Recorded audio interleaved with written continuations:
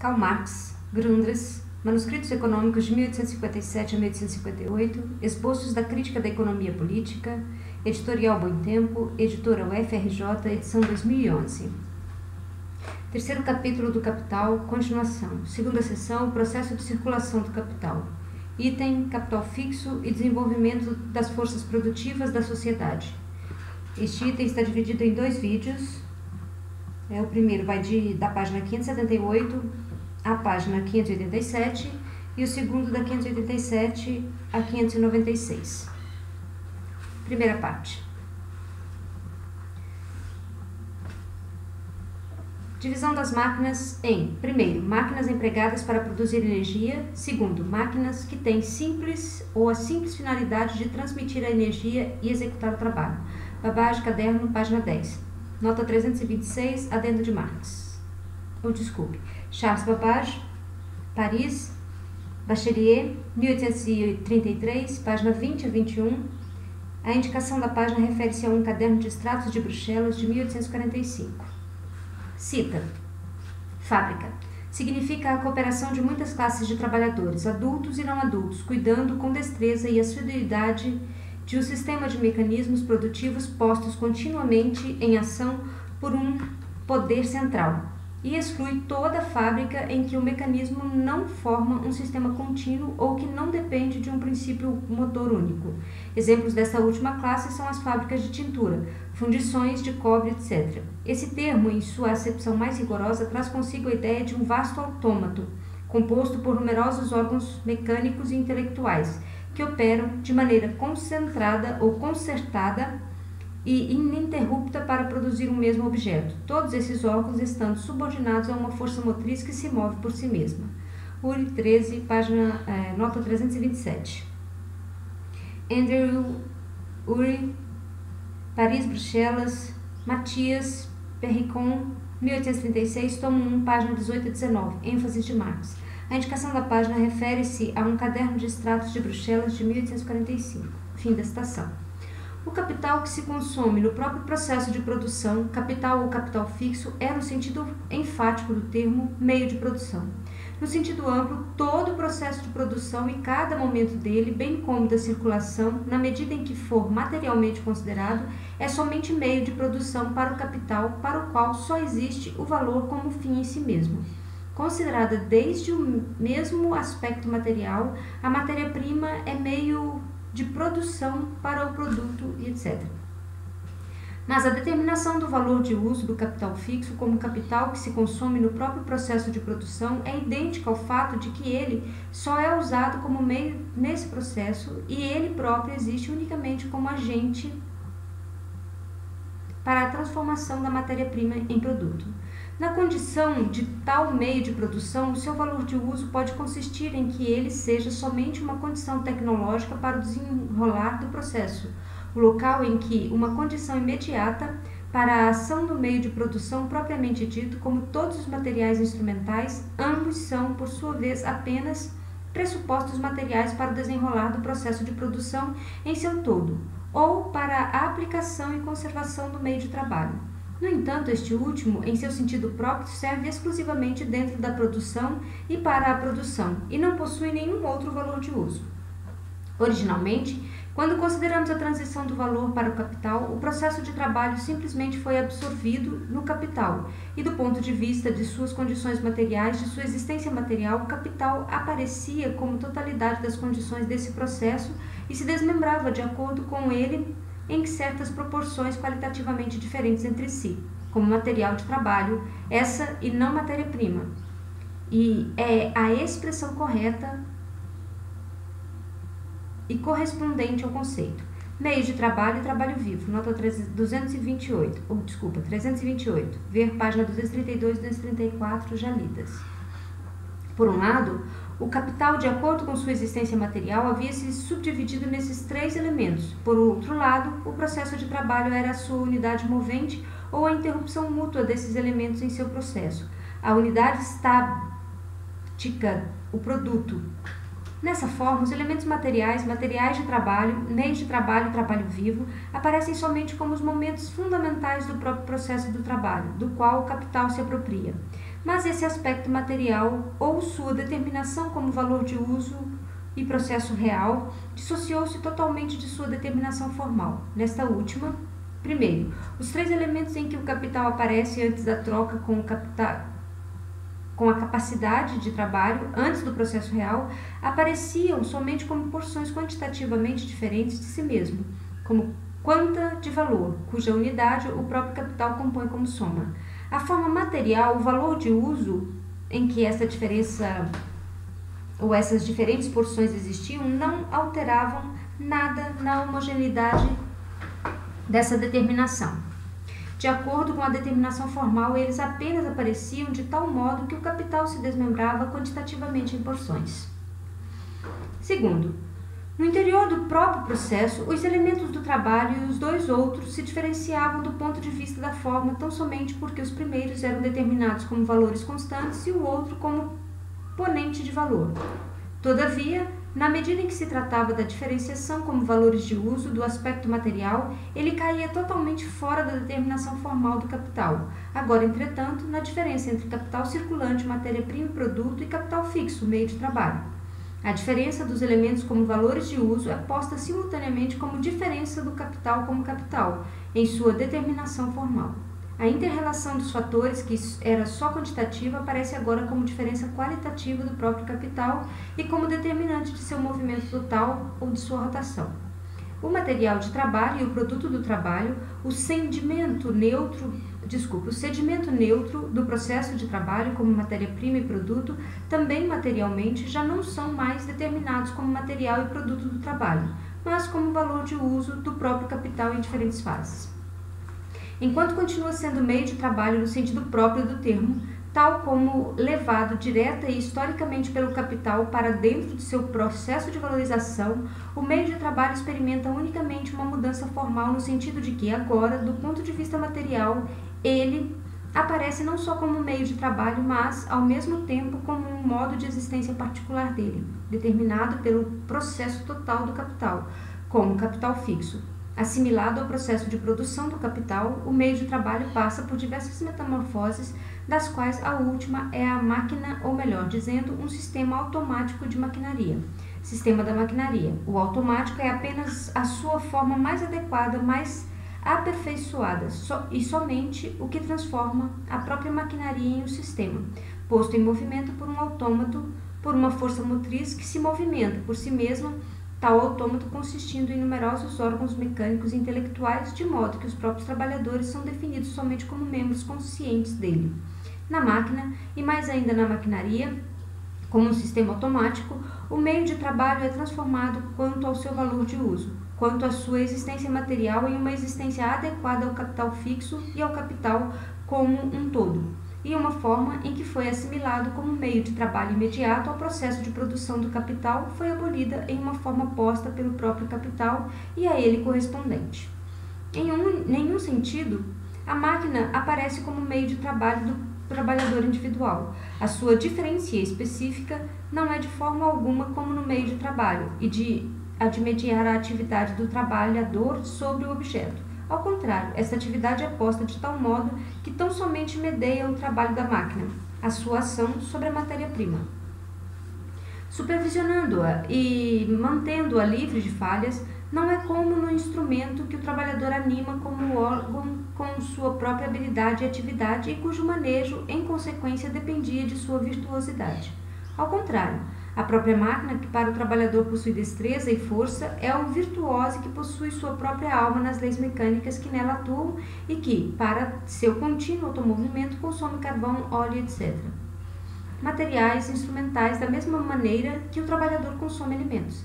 A atividade do trabalhador, limitada a uma mera abstração da atividade, é determinada e regulada em todos os aspectos pelo movimento da maquinaria, e não o inverso. A ciência que força os membros inanimados da maquinaria a agirem adequadamente como autômato, por sua construção, não existe na consciência do trabalhador, mas atua sobre ele por meio da máquina como poder estranho, como poder da própria máquina. Na produção baseada na maquinaria, a apropriação do trabalho vivo pelo trabalho objetivado, da força ou objetividade valorizadora pelo valor existente por si, inerente ao conceito do capital, é posta como caráter do próprio processo de produção, inclusive de acordo com os seus elementos materiais e seu movimento material. O processo de produção deixou de ser processo de trabalho no sentido de processo dominado pelo trabalho como unidade que o governa.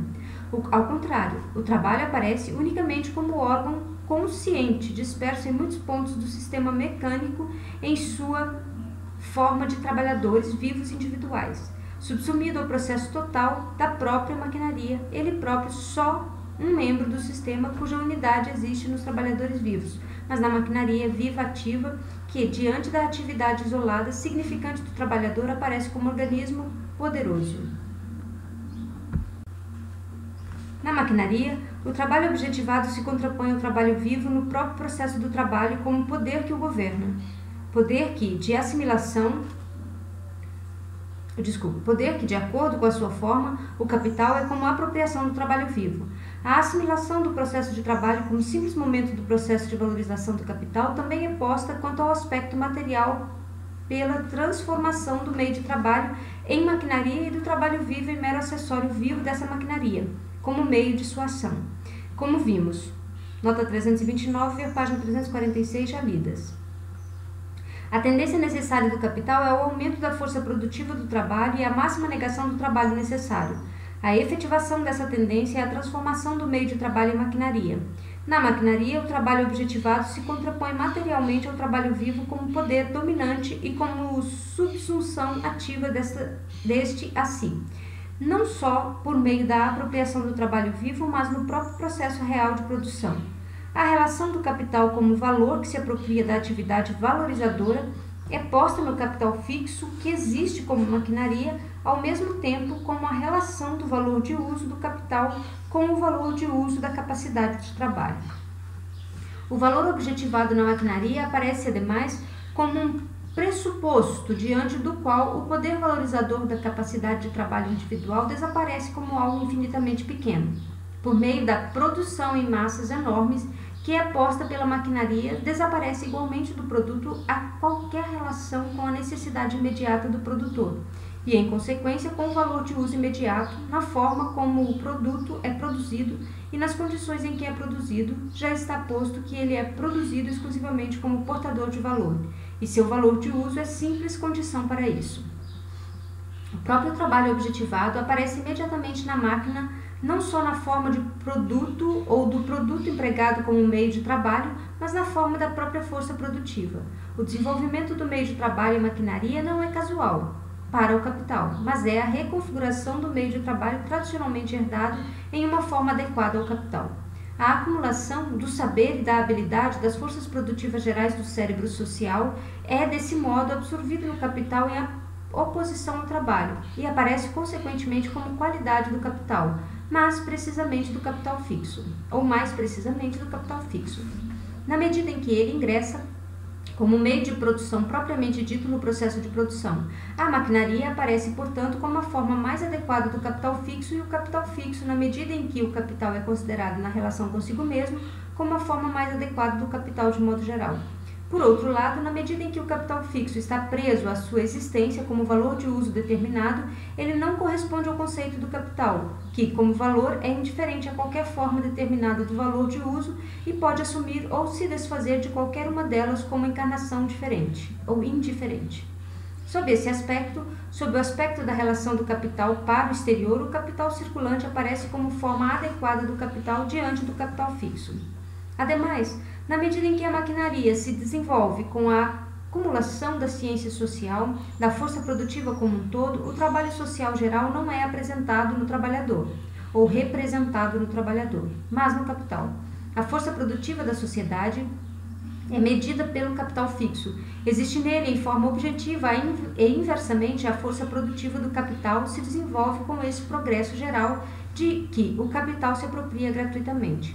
Este não é o momento para tratar em detalhe o desenvolvimento da maquinaria, mas só sob o aspecto geral, na medida em que no capital fixo o meio de trabalho sob seu aspecto material perde sua forma imediata e se defronta materialmente com o trabalhador como capital.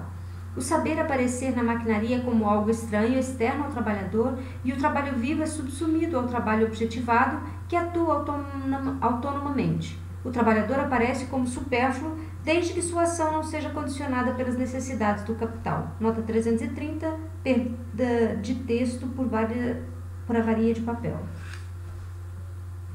Portanto, o desenvolvimento pleno do capital só acontece, ou o capital só terá posto o modo de produção que lhe corresponde.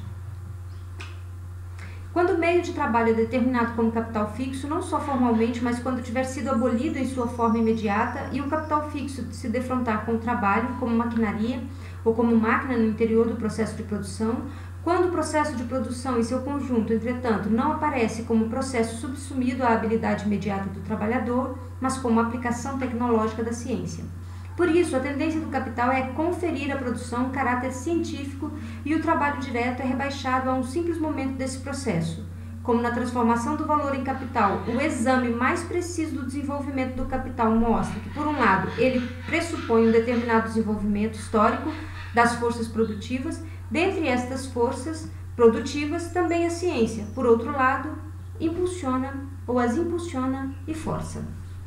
Por isso, a dimensão quantitativa e a eficácia intensidade com que o capital está desenvolvido como capital fixo indicam o grau em que o capital está desenvolvido como capital, como poder sobre o trabalho vivo e em que submeteu a si o processo de produção como um todo. Inclusive, no sentido de que o capital fixo empresta a acumulação das forças produtivas objetivadas e igualmente do trabalho objetivado.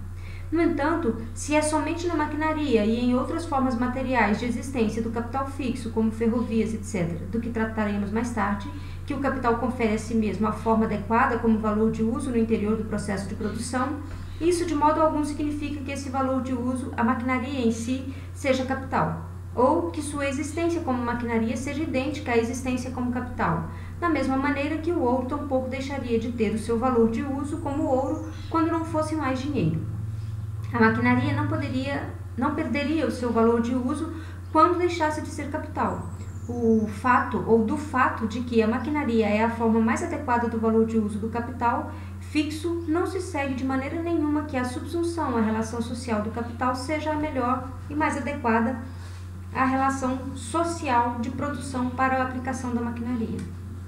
Na mesma medida em que o tempo de trabalho, o simples quantum de trabalho é posto pelo capital como único elemento determinante de valor, desaparece o trabalho imediato e sua quantidade como princípio determinante da produção, a criação de valores de uso, e é reduzido tanto quantitativamente a uma proporção insignificante quanto qualitativamente como um momento ainda indispensável, mas subalterno frente ao trabalho científico geral. A aplicação tecnológica das ciências naturais, de um lado, bem como a força produtiva geral resultante da articulação social na produção total, que aparece como dom natural do trabalho social, embora seja um produto histórico.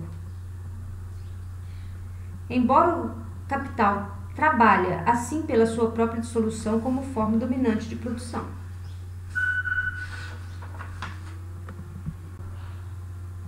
Desse modo, se por um lado a transformação do processo de produção do simples processo de trabalho em um processo científico que submete as forças da natureza a seu serviço e as faz atuar assim a serviço das necessidades humanas, aparece como qualidade do capital fixo diante do trabalho vivo. Se o trabalho individual enquanto tal deixa de todo de aparecer como produtivo, mas ao contrário, só é produtivo nos trabalhos em comum que o submetem a si as forças da natureza, e se essa elevação do trabalho imediato à condição de trabalho social aparece como redução do trabalho individual à impotência diante da comunidade concentrada apresentada no capital, por outro lado, a manutenção do trabalho em um ramo de produção pelo trabalho existente em outro ramo aparece como qualidade do capital circulante. Na pequena circulação, o capital adianta o salário do trabalhador que troca por produtos necessários ao seu consumo. Nota 331, ver página 563 a 567. O dinheiro recebido por ele só tem esse poder porque ao mesmo tempo está ocorrendo trabalho paralelo, e só porque se apropria de seu trabalho que o capital pode lhe dar uma ordem de pagamento em dinheiro sobre trabalho alheio. Essa troca do trabalho próprio pelo trabalho alheio não aparece aqui mediada e condicionada pela coexistência simultânea do trabalho dos demais, mas pelo adiantamento que faz o capital. O fato de que o trabalhador pode efetuar o metabolismo necessário ao seu consumo durante a produção aparece como qualidade de parte do capital circulante que é transferida ao trabalhador e do capital circulante de modo geral. Tal fato não se apresenta como metabolismo das forças de trabalho simultâneas, mas como metabolismo do capital, do qual existe o capital circulante. Assim, todas as forças do trabalho são transpostas em forças do capital, no capital fixo, a força produtiva do trabalho que está posta fora dele e existe independentemente dele, objetivamente. E no capital circulante, por um lado, o fato de que o próprio trabalhador pressupôs para si as condições da repetição de seu trabalho, e por outro, o fato de que a troca deste seu trabalho é mediada pelo trabalho coexistente de outros. Aparecem de modo que o capital lhe faz um adiantamento, e por outra parte, põe a simultaneidade dos ramos de trabalho. As duas últimas determinações fazem parte, na verdade, da acumulação. O capital se põe como mediador entre os diferentes trabalhadores na forma de capital circulante. O capital fixo, em sua determinação como meio de produção, cuja forma mais adequada é a maquinaria, só produz valor, só aumenta o valor do produto em dois sentidos.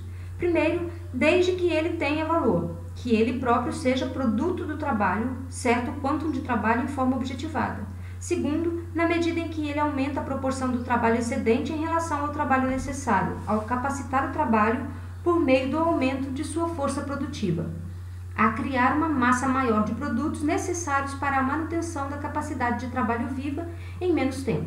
Trata-se, portanto, de um palavreado burguês extremamente absurdo dizer que o trabalhador reparte com o capitalista porque este último, devido ao capital fixo, que aliás também é produto do trabalho e nada mais que trabalho alheio apropriado pelo capital, lhe facilita ou abrevia o trabalho. Por meio da máquina, ao contrário, ele despoja o trabalho de toda a sua autonomia e de todo o seu caráter atraente. O capital só emprega a máquina, melhor dizendo, na medida em que ela capacita o trabalhador a trabalhar uma parte maior do seu tempo para o capital e se relacionar a uma parte maior do seu tempo como não pertencente a ele, a trabalhar mais tempo para o outro. Na verdade, por meio desse processo, um quanto de trabalho necessário para a produção de certo objeto é reduzido a um mínimo, mas só para que com isso um máximo de trabalho seja valorizado em um máximo de tais objetos. O primeiro aspecto é importante porque o capital aqui, de forma inteiramente involuntária, reduz o trabalho humano, a dispêndio de energia, a um mínimo. Isso beneficiará o trabalho emancipado e a condição de sua emancipação. O que foi dito evidencia o absurdo de Lauderdale, que pretende fazer do capital fixo uma fonte autônoma de valor independente do tempo de trabalho. Ele só é tal fonte na medida em que ele próprio é tempo de trabalho objetivado e na medida em que põe tempo de trabalho excedente. A própria maquinaria pressupõe historicamente para sua aplicação, ver anteriormente Haverstone, nota 332, ver página 321 a 322 e 578 já lidas. Mãos abundantes. A maquinaria intervém para substituir trabalho somente onde há abundância em forças de trabalho.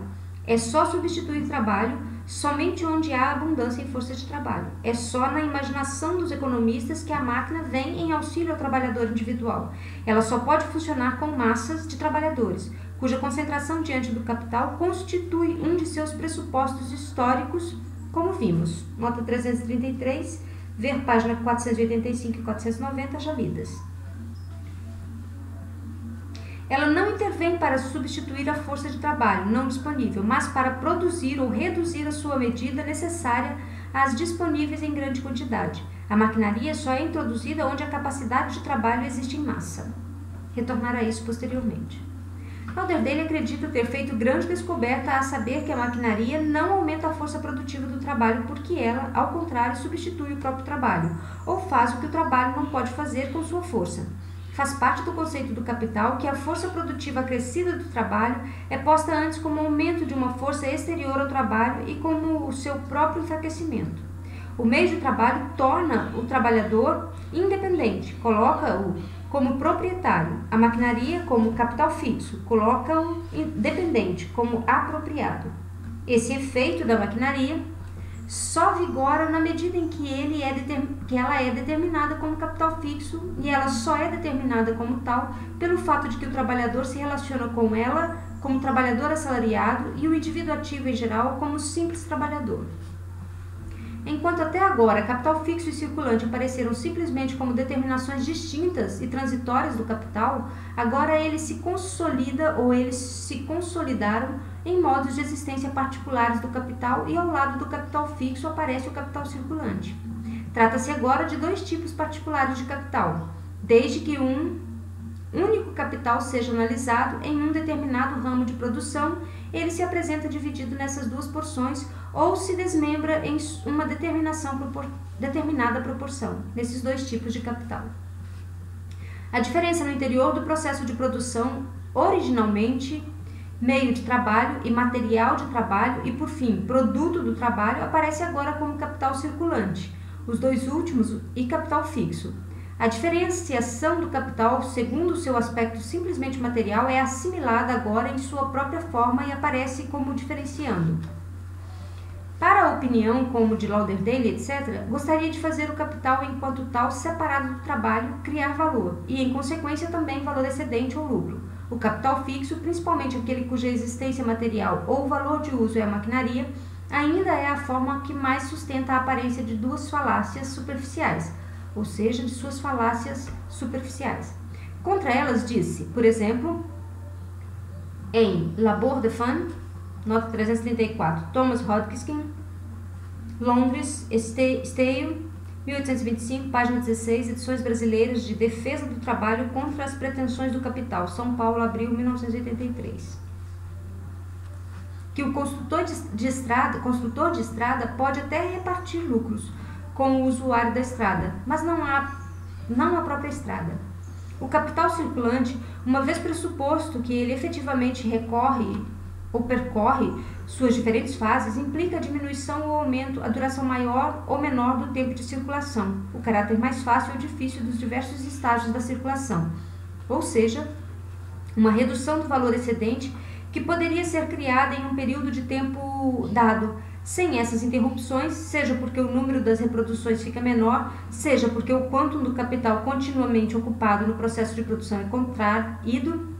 Nos dois casos, isso não representa nenhuma redução do valor previamente posto, mas redução da velocidade em seu crescimento.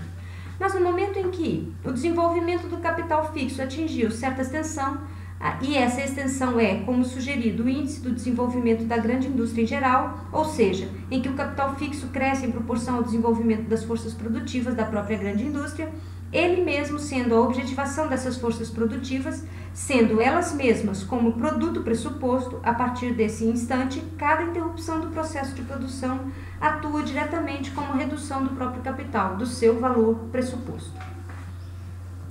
O valor do capital fixo só é reproduzido na medida em que é consumido no processo de produção. Com a não utilização, ele perde seu valor de uso sem que o valor passe para o produto. Por isso, quanto maior for a escala em que o capital fixo se desenvolve, no sentido em que o considerarmos aqui tanto mais a quantidade ou a continuidade do processo de produção ou o fluxo contínuo da reprodução, devém condição externamente imposta do modo de produção baseado no capital. Continuar, próxima parte, no próximo vídeo. Obrigada.